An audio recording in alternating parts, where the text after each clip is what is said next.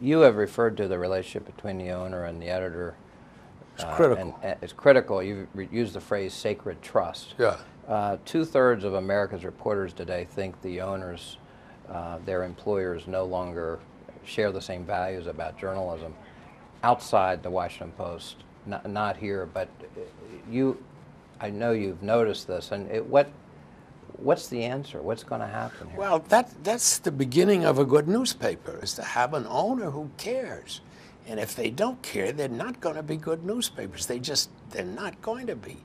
I mean, they're going to be a toy, or they're going to be a source of income, but unless the owner just thinks this is the greatest cause that they can have, you're not going to have that final fire that makes a great newspaper possible. It doesn't guarantee it, but it makes it possible.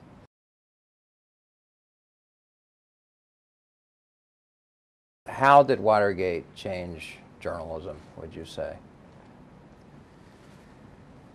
Oh, God. I mean, first place, I guess now from this distance, I could say that it was, if it hadn't been for Redford and Hoffman, it probably wouldn't have been as important as it seems now to still be.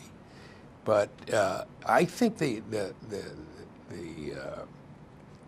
it was fabulous for the press to see, as what we used to call the embattled widow, stand up to the President of the United States and say, yes, we can.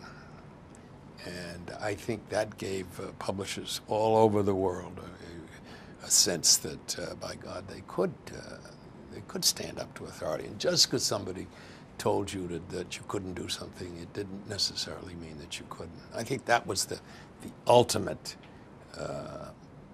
bonus.